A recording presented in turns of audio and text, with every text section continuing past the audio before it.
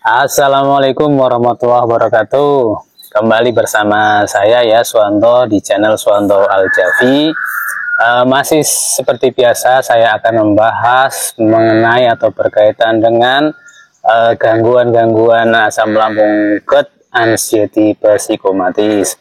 Nah teman-teman, sebelum saya melanjutkan video ini, saya ingatkan kembali kepada teman-teman untuk selalu menyimak video ini sampai selesai. Jangan di skip, karena apa? Supaya teman-teman itu bisa lebih memahami lagi terkait dengan penanganannya untuk gangguan asam lambung, GERD, anxiety, psikomatis. Kalau sudah paham, harapannya nanti bisa mengatasi asam lambung, GERD, anxiety, psikomatis pada diri teman-teman semua.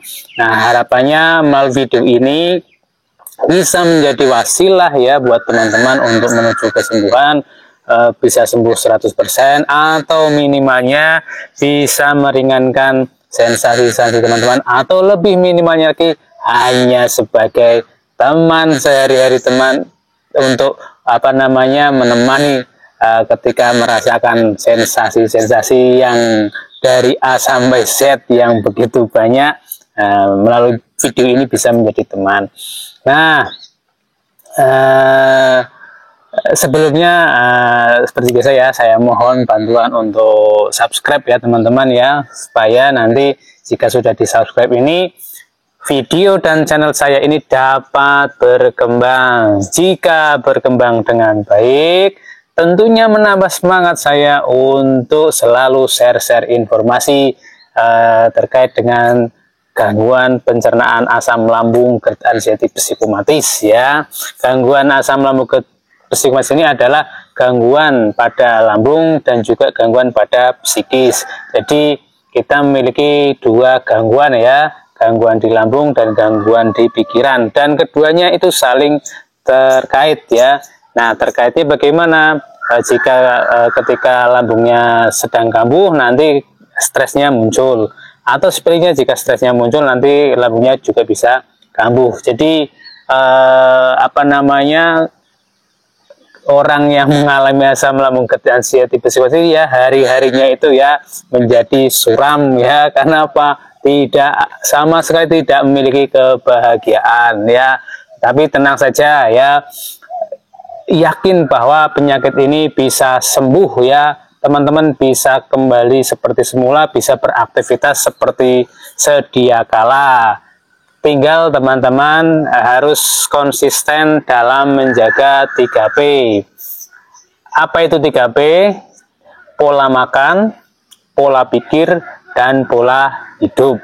Nah, ketiga-tiganya ini harus dijalankan bersamaan ya.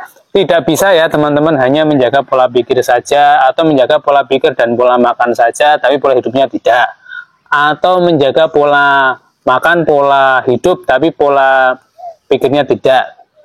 Jadi ketiga-tiganya itu harus ya dijalankan bersama-sama lah. Kalau misalkan teman-teman hanya menjalankan dua atau bahkan satu saja, ya itu tentunya akan memperlambat proses penyembuhan. Tapi kalau tiga-tiganya ini dijalankan secara beriringan bersama-sama dan konsisten setiap hari, insya Allah teman-teman sembuh total ya. Tenaga teman-teman kembali hadir ya. Jadi kalau orang yang punya asam lambung, GERD, anxiety, psikomatis ini kan seolah-olah kayak nggak punya tenaga ya, untuk jalan lemes, untuk mengangkat barang benda juga lemes ya, untuk berjalan berdebar-debar, takutan dan seterusnya. Nah, itu memang karena faktor kita itu sebenarnya juga kurang gizi ya, kurang makan ya. Buktinya apa? Buktinya berat badan kita itu pasti turun ya. Dulu saya itu berat badannya 80 kilo, sekarang hanya 60 kilo ya. Tapi nyaman ya dengan 60 kilo ini ya. Jadi di awal-awal ini juga kepikiran ya, berat badan kok menurun ya. Jadi saya tuh menurunnya lebih dari 20 kilo ya. Jadi teman-teman yang berat badannya menurun, nggak usah khawatir, itu normal ya. Jadi tubuh ini merespon supaya berat badan ini menjadi lebih ideal. Karena kalau berat badan ideal ini nanti tentunya kerja-kerja organ ini menjadi lebih ringan. Nah, teman-teman semuanya, gangguan asam lambung ketensi tipe psikomatis ini jika pencernaannya belum beres, ini tentunya gizi-gizi dalam makanan ini tidak bisa diserap dengan baik. Maka perlu yang kita makan itu adalah, pertama adalah makanan yang dibutuhkan tubuh, ya, yang dibutuhkan tubuh, kayak yang mengandung vitamin, mengandung protein, mengandung lain-lainnya ya. Nah, termasuk kayak magnesium dan fiber ya, pokoknya makanan-makanan yang dibutuhkan tubuh. Nah, kemudian hindari makanan-makanan yang tidak dibutuhkan tubuh, kayak penyedap itu kan juga tidak dibutuhkan tubuh ya. Nah, kemudian gula berlebih juga tidak dibutuhkan, walaupun kita nanti butuh gula ya, tapi ya tidak boleh berlebih. Butuh yang asin ya juga tidak boleh berlebih. Pokoknya semua kebutuhan itu jangan berlebihan ya, tidak boleh berlebihan. Nah, pada hari ini ya, saya akan share ya, atau saya akan berbagi apa sih yang saya makan setiap harinya. Nah, ini video ini tidak bermaksud untuk pamer ya, bukan untuk pamer, hanya untuk menunjukkan kepada teman-teman saja bahwa kita itu harus konsisten dalam memasukkan makanan yang ke dalam mulut ya. Mulut ini harus dijaga. Yang namanya mulut itu kan kepinginnya makan apapun ya. Saya juga sama ya.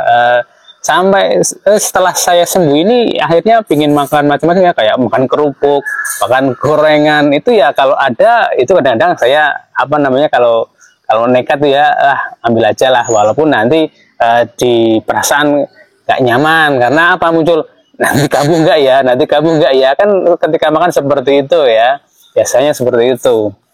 Sehingga memang untuk makanan-makanan yang berminyak saya tetap setelah sembuh saya makan, cuman memang kadarnya saya batasi ya. Yang dulu misalkan makanan sekali makan gorengan itu kadang habis 3-4 ya, sekarang paling ya 1 atau kadang-kadang separuh ya itu. Nah, pada kesempatan ini saya akan menunjukkan makanan yang saya makan di setiap hari ya. Ini kebetulan saya baru merebus makanan yang akan saya makan. Ini semuanya direbus ini ya, semuanya direbus. Nah, di sini ya, saya tunjukkan biar nanti kelihatan ya. Nah, ini kelihatan. Nah, di sini ada ketela pohon ya, ketela pohon. Ini boleh dikupas kulitnya atau tidak masalah ya. Kemudian ada labu siam ya, labu siam ini juga sama, boleh dikupas, boleh tidak. Kemudian ini wortel ya, wortel. Ini telur ayam kampung ya. Kemudian ini ada tomat. Kalau tomat tidak saya rebus ya, kecuali pas di sayur itu juga direbus. Kemudian ada tempe, ini ada tempe ya, ada tempe, ada tahu putih ya, tahu putih. Nah, ini makanan yang sehari-hari saya makan ya. Kalau untuk pagi hari saya biasanya makan telur 1 untuk pagi hari. Untuk siang dan sorenya saya batasi ya, karena kebetulan saya asam uratnya itu gampang naik. Jadi untuk untuk yang mengandung purin tinggi memang saya batasi ya, tidak berlebihan. Tempe juga sama ya, tempe juga saya batasi karena bisa meningkatkan asam urat ya, tapi dimakan tidak apa-apa ya, tidak berlebihan. Kalau tahu aman ya, tahu banyak nggak masalah ya. Biasanya saya sering yang saya banyakin tahu ini, biasanya 2 nggak masalah. Wortel juga tidak ada problem ya, dengan gula, asam urat maupun kolesterol nggak masalah ya. Kemudian labu siam juga nggak masalah. Kemudian ini ketela pohon juga tidak bermasalah ya. Tomat juga tidak bermasalah. Cuman kalau tomat itu jangan banyak-banyak ya, karena ini kan mengandung vitamin C tinggi, sehingga kalau yang perutnya belum kondusif ini ya tomatnya jangan banyak-banyak dulu. Kalau saya paling 1 ya, sekali makan 1. Nah, dalam kandungan makanan ini teman-teman ya, ini menurut saya ini sudah cukup semua kebutuhan tubuh itu ada ya. Untuk regenerasi sel itu kan pakainya protein ya. Protein ini malah ada 3 ini ya, protein tumbuhan ya. Kemudian protein nabati ini tempe sama tahu protein nabati. Kemudian protein hewannya pakai telur. Ini proteinnya sudah cukup tinggi ya, sudah banyak lah. Kemudian vitamin C udah dari tomat ada vitamin C-nya. Ini wortel juga mengandung vitamin C tapi sedikit, labu siam juga sedikit ya. Kemudian karbonya saya ini pakai apa namanya rebusan ketela pohon ya. Ini biasanya juga rebusan ketela pohon ini juga saya makan sebagai cemilan ya. Misalkan jam 9 pagi ini kan kadang-kadang setelah olahraga itu kan saya lapar ya. Biasanya saya makannya ketela pohon sama pepaya ya. Tapi kalau misalkan pas tidak lapar atau saya kuat menahan, biasanya saya menahannya nunggu makan siang. Jadi hanya cukup minum saja. Tapi kalau lapar ya saya makan karena apa namanya menghindari asam lambung naik aja. Kemudian ini wortel vitamin A ya, banyak. Vitamin B ada di tempe, ada di labu siam. Pokoknya menurut saya ini komposisi makanan ini cukup lah ya untuk kebutuhan tubuh kita ya. Jadi teman-teman untuk makannya ini yang saya makan seperti ini ya. Ini semuanya direbus kecuali yang apa namanya tomat ini masih mentah ya, tomat tanpa rebus. Tapi kadang-kadang saya sayur ya, saya sayur nanti dikasih bawang putih, bawang merah, kemudian saya kasih daun salam, kasih laos ya. Itu saya masukkan semua dalam satu panci ya, kecuali ketela pohon. Kalau ketela pohon saya biasanya saya rebus, nggak pernah saya sayur ya. Tapi kalau mau disayur ya bisa sih untuk ketela pohon. Pokoknya teman-teman seleranya mana, mau ini disayur bisa, mau direbus bisa. Nah kandungannya sama aja ya, yang penting dimakan ya. Untuk gulanya dari mana? Nah ini karbo ini nanti jadi gula ya. Jadi yang namanya ketela pohon ini juga mengandung gula ya. Kemudian apa namanya wortel juga mengandung gula. Kemudian apa namanya labu siam juga mengandung gula. Nah hampir semua makanan, hampir semua buah itu mengandung gula, dan karbo juga mengandung gula. Sehingga untuk gula ini sebenarnya dari buah dan dari karbo itu kita sudah cukup. Jadi saya pikir untuk saya ya, pengalaman saya tidak perlu menambah gula tambahan ya, karena ini semuanya sudah mengandung gula, baik buah maupun karbohidratnya sudah mengandung gula, sehingga untuk gula cukuplah. Kecuali ya kita memang pingin apa namanya makan apa sedikit manis ya, dikasih aja gula aren. Biasanya saya pakai gula aren ya, tapi kalau gula pasir saya hampir berhenti total ya. Kalau gula pasir saya paling makanya gula aren, itu pun kalau misalkan untuk bikin apa namanya minuman yang pingin manis-manis. Tapi hampir tidak pernah saya minum itu ya, hampir tidak pernah ya. Hanya manisnya dari buah sama dari karbohidrat saja, sehingga kebutuhan gula itu tercukupi. Nah makan makan nasi tidak. Kalau makan nasi saat ini saya jarang makan nasi. Paling kalau pas lapar banget terus nggak ada makanan ya saya makan nasi ya.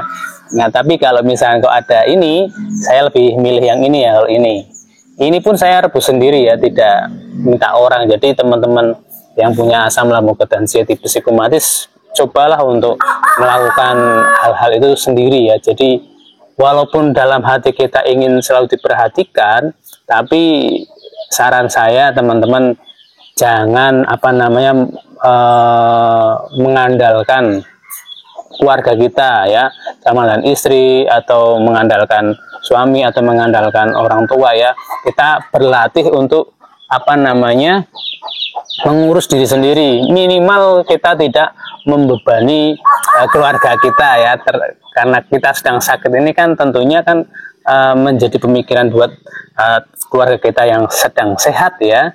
Maka teman-teman alangkah baiknya ya mulai berlatih untuk mengurus diri sendiri, baik dari makanan, nyuci pakaian, kemudian bersih-bersih ya, itu nanti juga membantu teman-teman untuk mengalihkan fokus dari merasakan apa namanya sensasi-sensasi ya. Kalau kita ada aktivitas setiap harinya, itu sensasi itu nanti cepat menurun ya, cepat menurun. Maka bagusnya juga kalau sudah bisa keluar rumah ya sering jalan-jalan saja, jalan-jalan yang kira-kira teman-teman senang ya, ke sawah atau kemana ya yang teman-teman bisa menyenangkan. Jangan jalan-jalan yang bikin teman-teman malah ketakutan ya. Jadi kalau memang masih takut di keramaian ya nggak usah apa namanya di keramaian dulu ya, tapi di keramaian pun butuh dilatih ya. Prinsipnya apapun ya, apapun perlu dilatih, baik apa namanya keluar rumah, jalan kaki ya. Nah kemudian untuk di keramaian juga perlu dilatih, dan latihannya pun pelan-pelan saja, yang penting tidak terlalu memaksakan diri. Kenapa tidak boleh memaksakan diri? Kalau memaksakan diri nanti jantungnya itu berdebarnya itu sangat kencang ya, sangat kencang. Jadi ya pelan-pelan aja. Yang penting enjoy ya, prinsipnya yang penting enjoy ya. Apapun aktivitas yang penting teman-teman harus enjoy ya. Kalau memang di situ teman-teman kok belum bisa enjoy ya, jangan lama-lama dulu lah ya. Misalkan kita kumpul dengan orang banyak belum enjoy ya, bentar-bentar aja, nggak perlu lama-lama. Kita itu tidak sedang lomba, sehingga lakukanlah dengan pelan-pelan sampai kita terbiasa, sampai kita melakukan aktivitas itu tidak terpikirkan atau tidak berpikir ya. Seperti jalan ya, jalan itu kenapa kita kok berdetak kencang, itu karena kita waktu jalan itu kita mikir. Nah stres kita masih tinggi, kita mikir nanti pingsan di jalan enggak ya, nanti kambuh enggak ya, nanti kuat enggak ya. Pokoknya berpikir terus, sehingga tanpa kita sadari itu menjadi kecemasan atau menjadi stres tersendiri, dan itu menguras energi kita. Nah, bagaimana tidak menguras ya, karena apa namanya, yang namanya pikiran itu paling banyak menguras energi tubuh kita. Contohnya adalah orang yang selalu berpikir ya, atau orang yang sehat ini ya, orang yang sehat, kemudian orang yang sering namanya pusing, stres itu ya, itu biasanya orangnya kurus ya, orangnya kurus. Nah jadi jangankan orang yang sehat ya, apalagi orang yang seperti kita yang mengalami gangguan asam lambung, GERD, anxiety, psikomatis. Sehingga sebisa mungkin apapun aktivitasnya teman-teman jangan berpikir. Berjalan jangan berpikir ya. Yang penting lakukan saja pelan-pelan ya, lakukan pelan-pelan. Lakukan pelan-pelan, kemudian sampai ke teman-teman itu merasa enjoy ya, merasa enjoy. Sehingga nanti teman-teman juga ketika sudah enjoy itu nggak mikir lagi tuh. Kalau sudah nggak mikir, nanti berdebar-debarnya ketika jalan itu nanti hilang dengan sendirinya tanpa teman-teman sadari ya, tanpa teman-teman sadari. Tapi ya prinsipnya tetap ya, makan dan minum itu harus ya. Kenapa? Kalau kita nggak mikir tapi nggak kurang makan juga sama ya, kan lemes juga. Nanti kalau lemes lagi kepikiran lagi.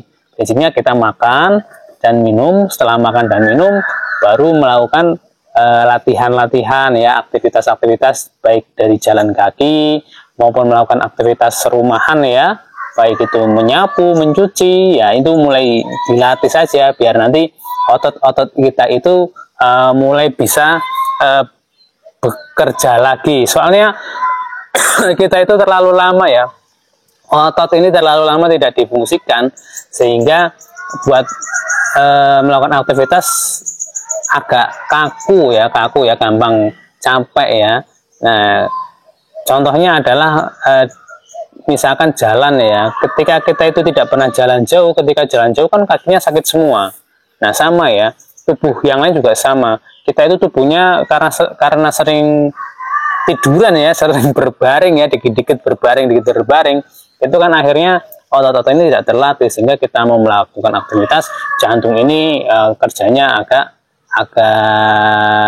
keras ya, karena kita nggak pernah beraktivitas yang yang ngotot-ngotot ya. Jadi apa namanya, otot ini belum terlatih. Tapi tenang aja, itu semua nanti akan sembuh dengan sendirinya ketika teman-teman sudah melatih yang termudah. Nah, yang termudah itu adalah latihan jalan kaki saja.